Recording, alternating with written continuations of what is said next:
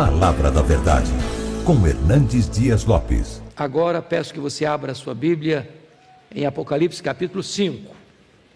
Nós vamos ler esta passagem preciosíssima das Escrituras. Apocalipse capítulo 5.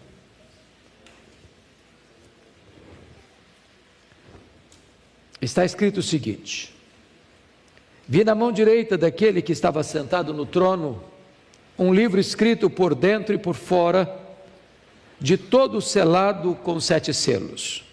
Vi também um anjo forte, que proclamava em grande voz: quem é digno de abrir o livro, de lhe desatar os selos? Ora, nem no céu, nem sobre a terra, nem debaixo da terra, ninguém podia abrir o livro, nem mesmo olhar para ele. E eu chorava muito, porque ninguém foi achado digno de abrir o livro, nem mesmo de olhar para ele. Todavia, um dos anciãos me disse: não chores, eis que o leão da tribo de Judá, a raiz de Davi, venceu para abrir o livro e os seus 7 selos. Então vi no meio do trono e dos 4 seres viventes, e entre os anciãos de pé, um cordeiro, como tendo sido morto. Ele tinha 7 chifres, bem como 7 olhos, que são 7 Espíritos de Deus enviados por toda a terra. Veio, pois, e tomou o livro da mão direita daquele que estava sentado no trono. E quando tomou o livro, os 4 seres viventes e os 24 anciãos prostraram-se diante do cordeiro, tendo cada um deles uma harpa e taças de ouro cheias de incenso, que são as orações dos santos. E entoavam um novo cântico, dizendo: digno és de tomar o livro e de abrir-lhe os selos, porque foste morto e com o teu sangue compraste para Deus os que procedem de toda tribo, língua, povo e nação, e para o nosso Deus os constituíste reino e sacerdotes, e reinarão sobre a terra. Vi e ouvi uma voz de muitos anjos ao redor do trono, dos seres viventes e dos anciãos, cujo número era de milhões e milhares de milhares, proclamando em grande voz: digno é o cordeiro que foi morto de receber o poder e riqueza e sabedoria e força e honra e glória e louvor. Então ouvi que toda criatura que há no céu e sobre a terra, debaixo da terra e sobre o mar, e tudo que neles há, estava dizendo: àquele que está sentado no trono e ao cordeiro, seja o louvor e a honra e a glória e o domínio pelos séculos dos séculos. E os 4 seres viventes respondiam: amém. Também os anciãos prostraram-se e adoraram. Amém.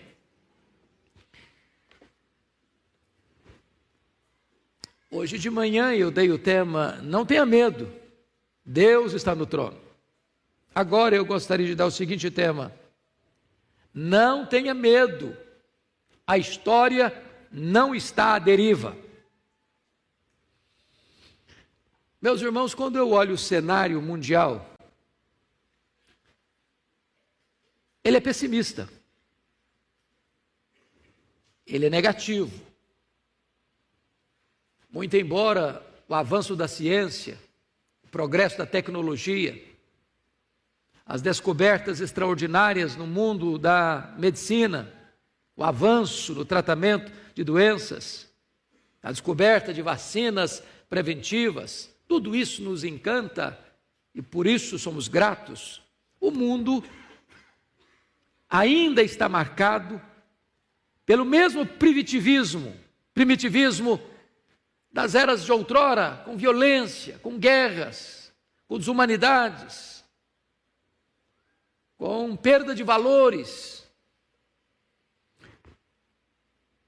Porém, apesar deste cenário cinzento, negativo, pessimista, Esse texto revela para nós, o 4 e o 5, que o Deus a quem servimos e a quem adoramos e a quem cantamos louvores nesta noite, Ele está no trono, Ele reina, Ele governa, Ele é soberano. As ordens emanam do trono, as rédeas da história estão em suas mãos. E esse texto então vai provar para nós que o mundo está confuso e perdido porque não compreende essa verdade. Se não, vejamos. Você pega, por exemplo, os pensadores gregos, que foram os grandes luminares da filosofia, das artes. A visão que eles tinham da história é que a história não caminha para um telos, para um fim, para uma consumação. A história está dando voltas. O que foi ontem está sendo hoje e será amanhã. E isso volta e volta e volta e não vai para lugar nenhum. Se você olha os pensadores existencialistas, os materialistas, eles olham para a história e dizem, não, a história é uma sucessão de fatos sem significado, não há um plano, não há uma esperança. Isso pode ser representado, por exemplo, com a novela de Albert Camus, A Praga. Nessa novela, ele cria a ideia, ou um cenário da cidade de Oran, sendo invadida pelos ratos, que trouxeram a temida peste bubônica.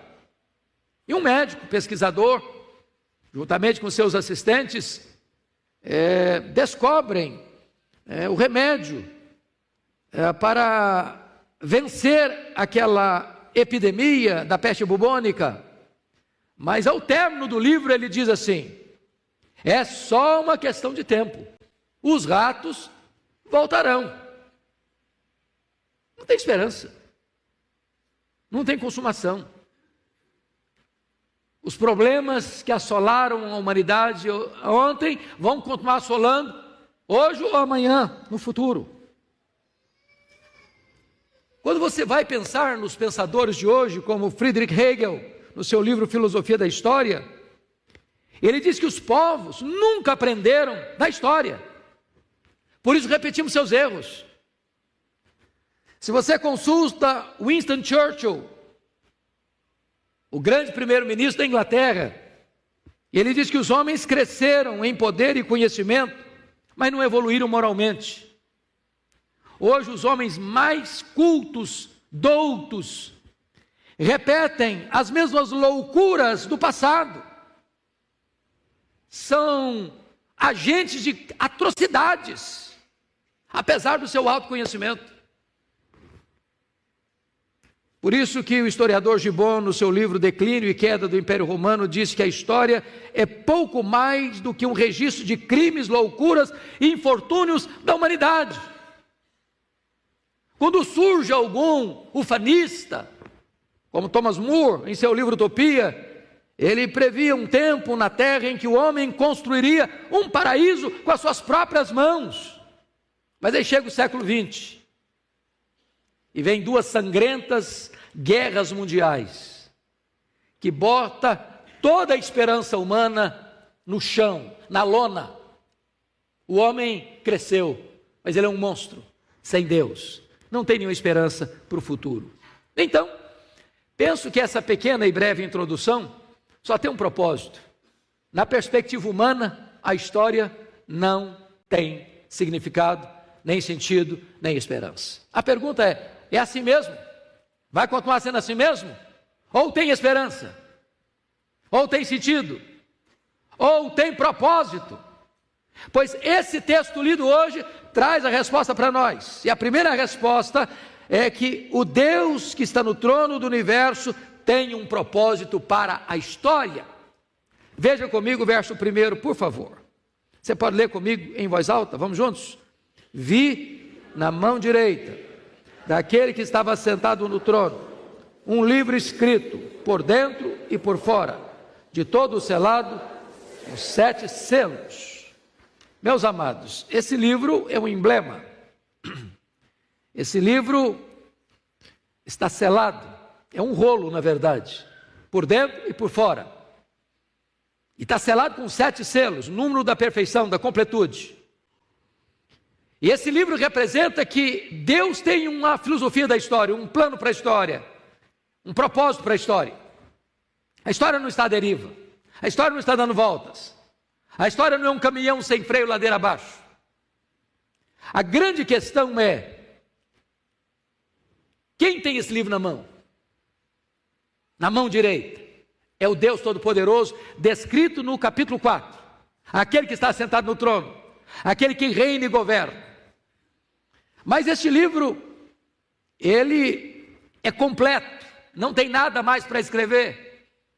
Isso significa o seguinte: Deus não é colhido de surpresa. Há uma falsa teologia rodando aí no mercado, chamada de open teísmo, ou teísmo aberto, que diz que Deus é surpreendido como nós somos. Não, Deus não é surpreendido. Deus conhece o fim, Deus conhece lá no final da história. Não há nada que pegue Deus de surpresa, não há nada que pegue Deus desatento, não há nada que pegue Deus desavisado. Ele sabe tudo, Ele conhece tudo, Ele tem um plano para tudo, e o final já está escrito, o final já está decidido, e o final é a vitória de Cristo e da sua igreja. Essa é a verdade desse texto. Mas a segunda verdade que eu gostaria de destacar nesse texto aqui, irmãos, é que ninguém é encontrado digno para desvendar, nem para conduzir a história à sua consumação. Veja comigo o versículo 2 e 3. Leia comigo de novo em voz alta. Vamos lá.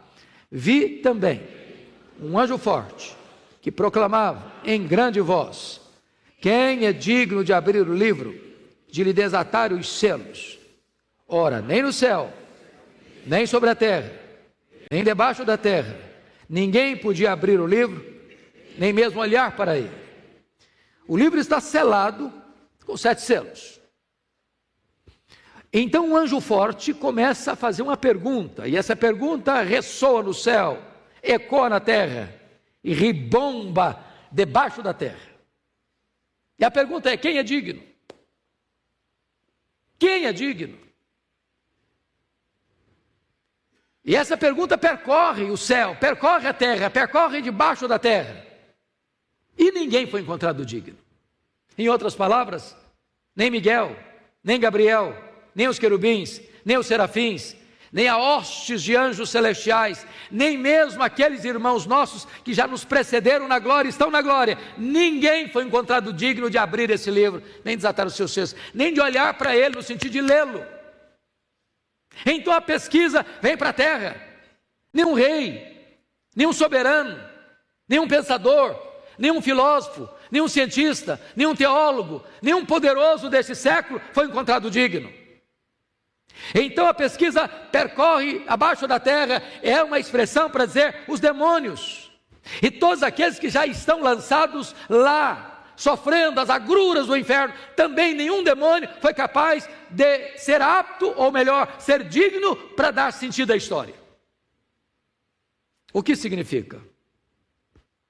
Significa, meus amados irmãos, que não há ideologia. Nós estamos vivendo no mundo das ideologias.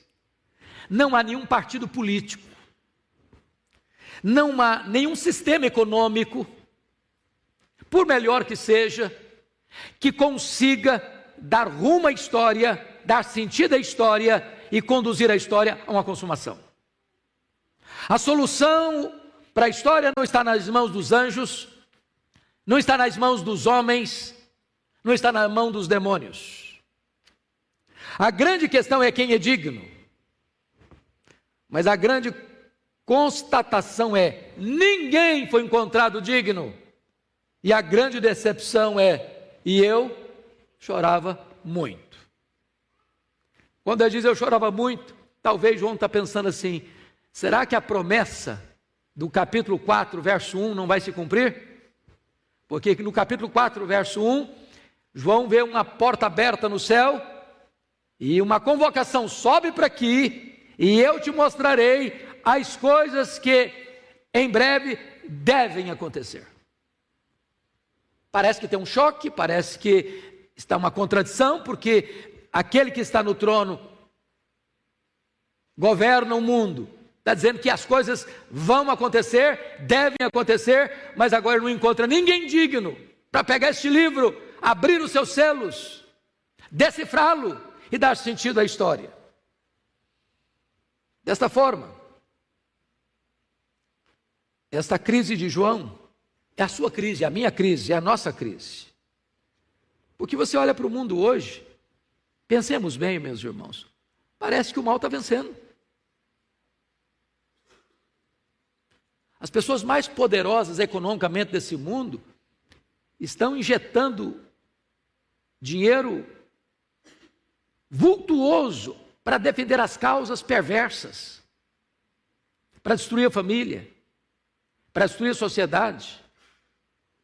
Os maiores pensadores, os maiores cientistas do mundo, ocupam o seu tempo para construir armas de destruição.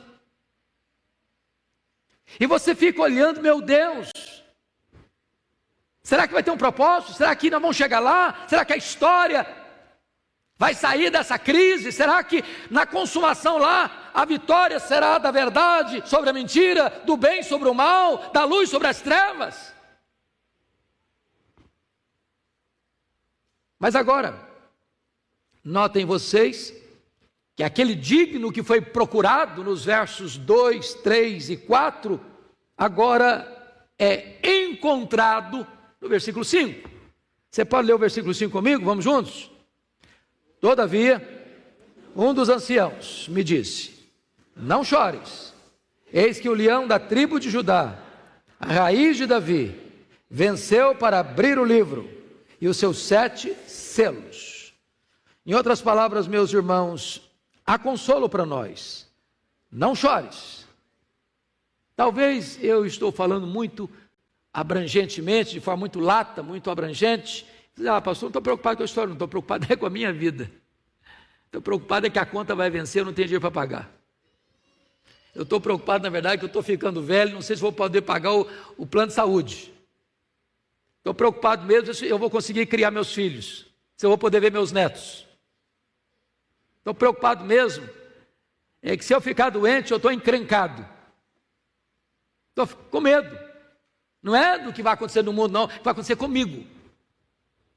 E eu quero dizer a você, meu amado irmão, que essa voz que ecoou lá no céu, não chores, está querendo dizer o seguinte: Deus é poderoso para botar um basta na sua dor. Deus é poderoso para pôr um ponto final nas suas perguntas sem respostas. Deus é poderoso para reverter o quadro que tantas vezes aflige a você e a mim. Deus é poderoso para tomar conta da nossa vida agora e dirigir a nossa vida para o futuro. Mas vejam vocês que a solução da história, ela está em Jesus. Porque a pergunta é: quem é esse leão da tribo de Judá? Quem é este que é a raiz de Davi?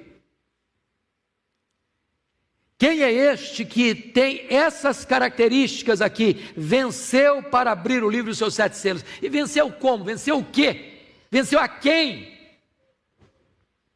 Esse venceu o diabo. Esse venceu a morte. Este venceu o inferno. Este venceu o mundo. Este venceu o pecado.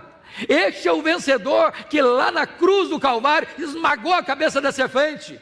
Este é aquele que entrou nas entranhas da morte, arrancou o aguilhão da morte e matou a morte. Este é aquele que desbaratou o inferno quando ele expôs os principados e potestades ao desprezo. Este é aquele que ressuscitou, inaugurou a imortalidade e diz para você que se você crê nele, você não morre eternamente, você já passou da morte para a vida. Este é o vencedor que torna você e eu vencedores com ele. Louvado seja o Senhor. Mas, meus amados, o que é maravilhoso, confira comigo o versículo 6. Então, vi no meio do trono e dos 4 seres viventes, um entre os anciãos de pé, um cordeiro como tendo sido morto. Eu acho isso maravilhoso, porque a informação que João recebe é que o leão da tribo de Judá, a raiz de Davi, venceu para abrir o livro. E ele quer ver o vencedor. Cadê o vencedor? E quando ele olha, ele não vê um leão, ele vê um cordeiro. Um cordeiro como tendo sido morto. Porque antes de ser leão, Jesus foi cordeiro. Antes de ser o leão do túmulo vazio, ele foi o cordeiro que foi imolado na cruz. E ele só é o leão porque foi o cordeiro que foi morto. Agora, quem é esse cordeiro? O texto responde para nós. Ele tem 7 chifres. Chifre na Bíblia é um símbolo de poder. Quando diz que ele tem 7 chifres, quer dizer que ele é onipotente.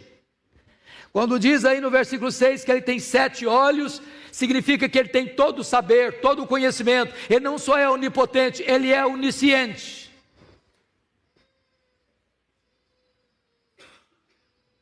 E aí, versículo 7.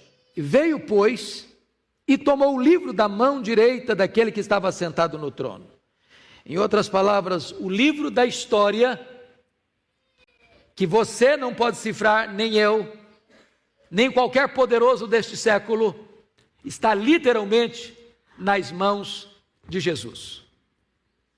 A história não está nas mãos dos nossos políticos. A história não está nas mãos dos grandes deste século, das mais poderosas nações desse século. A história está nas mãos de Jesus. Louvado seja Deus! Nas mãos de Jesus. Então para de ficar com medo. Para de ficar desesperado. Agora veja você que esse Jesus, que é o vencedor, ele foi morto. Agora a posição dele, ele está de pé. Agora o lugar dele, ele está no meio do trono. E ele é capaz, ele é digno, ele é competente para dar significado à história e dar esperança para o seu coração. Agora, vamos avançar no texto a partir do verso 8, para fazer a seguinte pergunta: quais são as implicações práticas para você e para mim nesta noite de saber que o livro da história está nas mãos de Jesus? Que implicação tem isso? Primeiro, versículo 8, isso significa que você e eu podemos orar com confiança. Você pode ler o verso 8 comigo? Vamos juntos?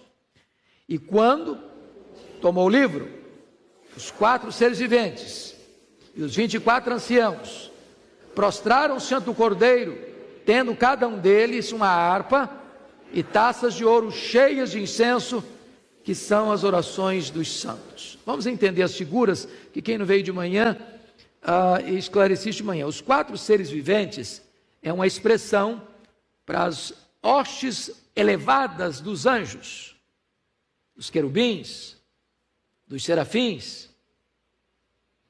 E os 24 anciãos é uma representação da igreja do Antigo Testamento e do Novo Testamento, dos patriarcas e dos apóstolos. É a igreja universal. É a igreja remida e lavada no sangue do Cordeiro. Então o texto está dizendo que esses seres celestiais, os anjos e a igreja glorificada, quando ele tomou o livro,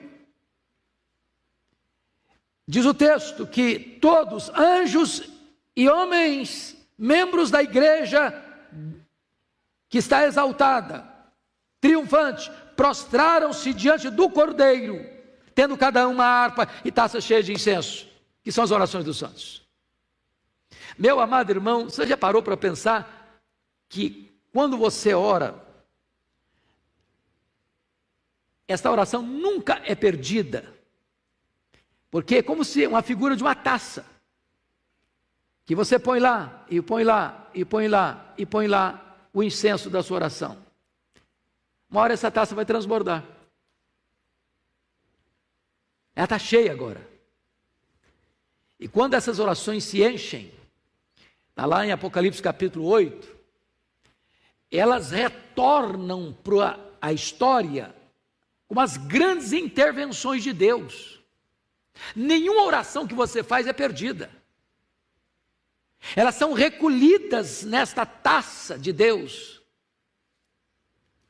E no momento oportuno, dentro do propósito de Deus, aquela oração que você fez vai entrar como ação divina na história, para mudar a história. Nem toda oração nós recebemos imediato. Quantos filhos que se converteram por causa da oração de seus pais lá atrás? Chega um momento em que Deus diz: agora eu vou responder aquela oração. Talvez você não veja o resultado da sua oração, talvez Deus te chame antes de ver o resultado das suas orações, mas nenhuma oração que você faça vai ficar perdida. Isso significa que o cordeiro que tem o livro na mão é o cordeiro que também, mediante a sua mediação, faz com que as orações que você faz venham em retorno para a terra, como as intervenções soberanas de Deus. Vale a pena orar, faz sentido orar. Segunda implicação, versículo 9: se faz sentido orar, porque Jesus está com o livro da história nas mãos, faz sentido uma outra coisa, faz sentido você evangelizar. Olha o verso 9 comigo. Você pode ler o 9 comigo, por favor, todos juntos? E entoavam novo cântico dizendo: digno és de tomar o livro e de abrir-lhe os selos, porque foste morto e com teu sangue compraste para Deus os que procedem de toda tribo, língua, povo e nação. Então você vai ver aqui 4 grupos: um grupo étnico, tribo; um grupo linguístico, língua; um grupo político, povo; um grupo social, nação. Agora preste atenção no que está escrito. Ele foi morto e com o seu sangue comprou para Deus. A teologia reformada tem uma área muito linda que nós chamamos de a doutrina da expiação, que é o seguinte: a maioria das pessoas imagina da seguinte maneira, que Cristo morreu na cruz para possibilitar a salvação. Ele morreu na cruz, mas cabe a mim aceitar ou rejeitar. Então, se ninguém aceitasse, ele morreu em vão, porque o negócio está na sua mão. Ele não morreu para salvar, ele morreu para possibilitar a salvação. Mas não é isso que está escrito. O que está escrito? Que ele morreu para comprar com o seu sangue, ele comprou com o seu sangue você. Ele não morreu para possibilitar a sua salvação, não, ele morreu para salvar você. Ele morreu no seu lugar. Ele morreu como seu substituto. Ele morreu a sua morte. Lá na cruz ele pagou a sua dívida, quitou o seu débito. Quando você crê nele, significa o seguinte: que Deus o escolheu, e Deus o chamou, e Deus justificou você, e Deus selou você com o Espírito Santo da promessa, e Deus vai glorificar seguramente você, porque o projeto de Deus não pode ser interrompido no meio do caminho. Ele comprou você, você é dele, você pertence a ele. Isso é glorioso, irmãos, porque isso traz o quê? Segurança, convicção, certeza de vida eterna.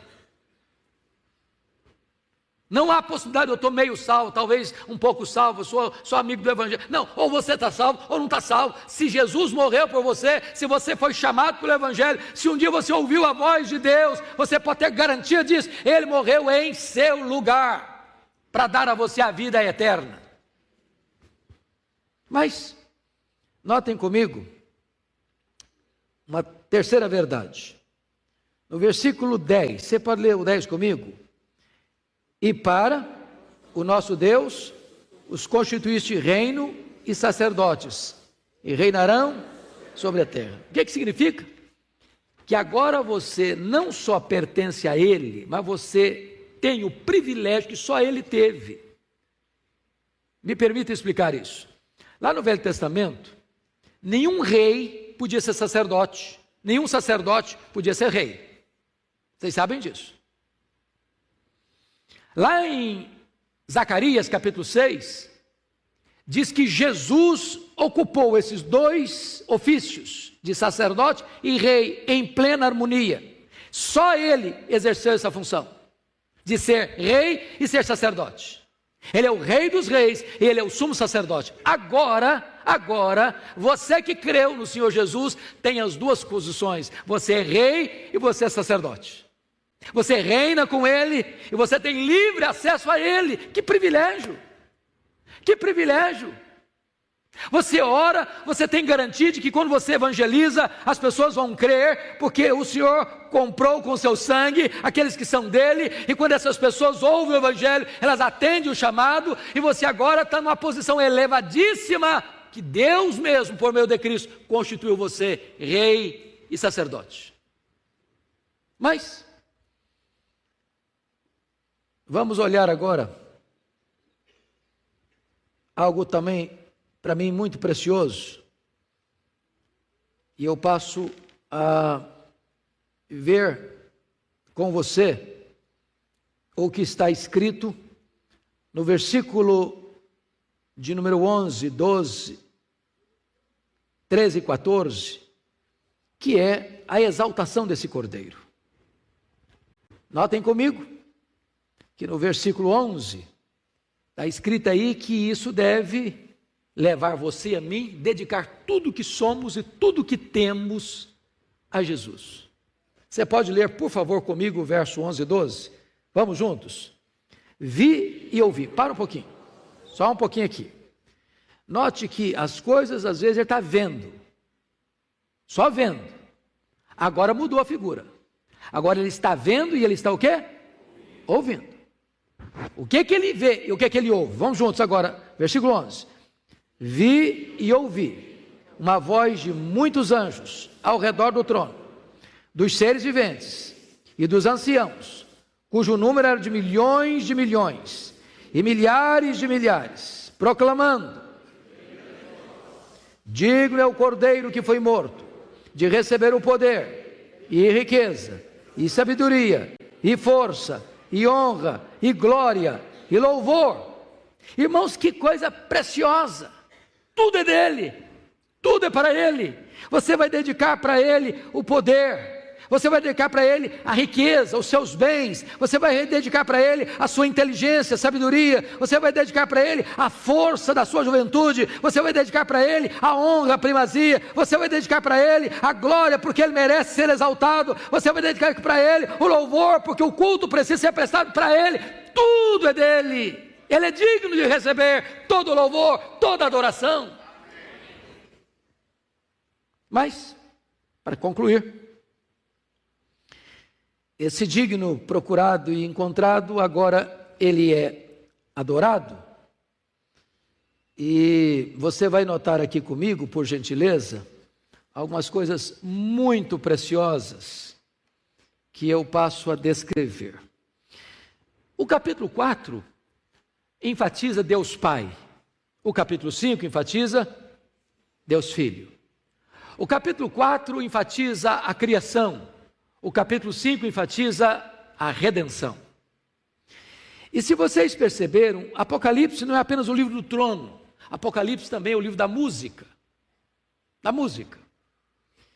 E os estudiosos olharam para esses dois capítulos e disseram o seguinte: aqui nós temos dois oratórios. Dois oratórios. E oratório é um gênero musical dramático com solos, coros, acompanhados de orquestra. O que nós vimos e ouvimos nessa noite. No capítulo 4 nós temos o oratório da criação. No capítulo 5 nós temos o oratório da redenção. Então eu gostaria que você imaginasse comigo este culto ao Deus Pai, ao Deus Filho, ao Deus Criador, ao Deus Redentor. E essa peça, e aqui eu convido você para imaginar essa cena comigo. Imagine você um grande teatro. Imagine um teatro cósmico. Imagine você estando lá, não como um espectador, mas como alguém que faz parte do drama, do grande musical. Imagine você que o universo inteiro está atento a esta cena. E esse musical vai começar. E as cortinas vão se abrir.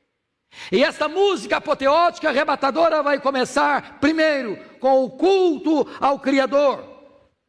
E ela começa, confira comigo, no capítulo 4, no versículo 8, com um quarteto, os 4 seres viventes, clamando e dizendo e cantando: Santo, Santo, Santo é o Senhor, o Deus Todo-Poderoso, aquele que era, que é e que há de vir. E esta música abre esse grande musical.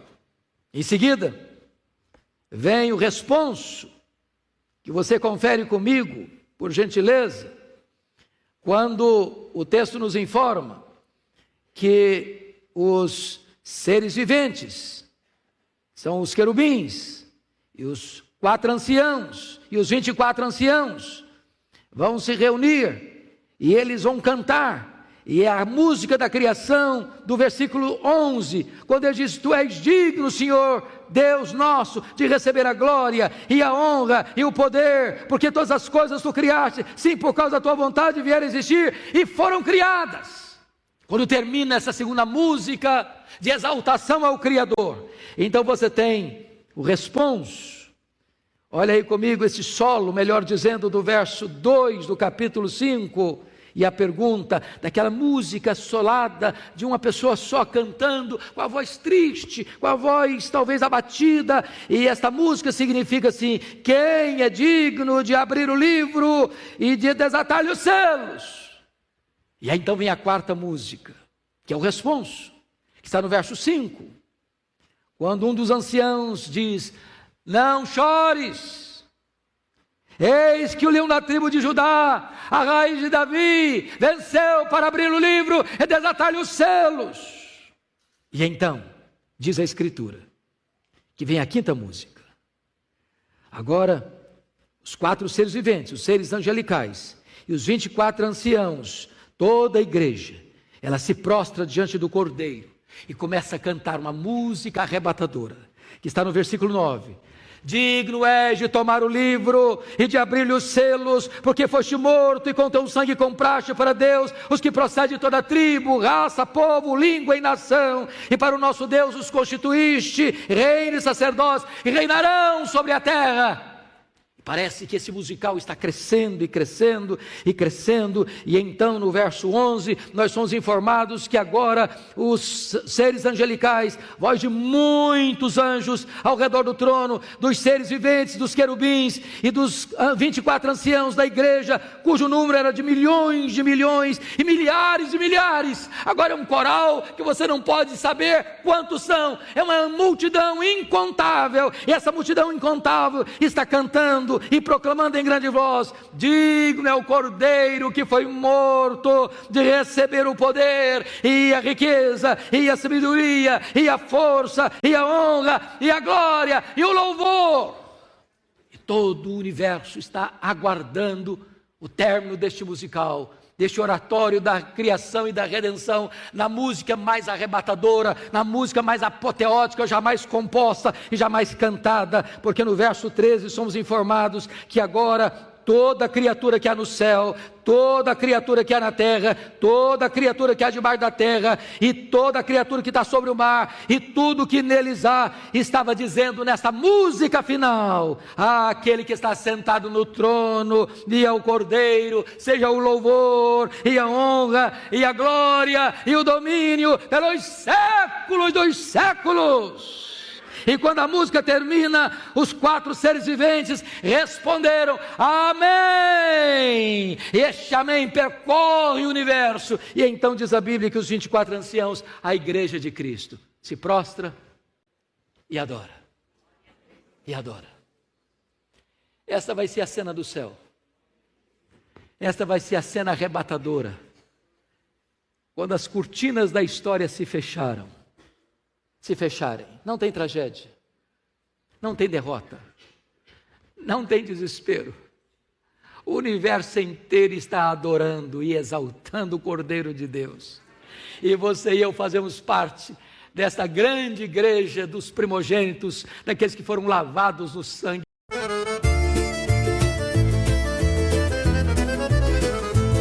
Mi svegliai con freddo da faccia, mentre Gaddina faceva festa da strada. Misi scarpe, uno sì e uno no, e si fuori con tutto cori in moto. sciavo cielo era chiatto, i femmini già parlano un tovatto. Un vicino mi dissi, oh cammini presto, ci rispondi no cerco lo resto. Presto in un giorno che non voli pensare, ma voli campari, ridiri, scappari. E fuori a casa tutto era come prima, ma in l'aria c'era una gioia più fina. Un paese si muove come una canzone, ogni voce, ogni passo, ogni parola.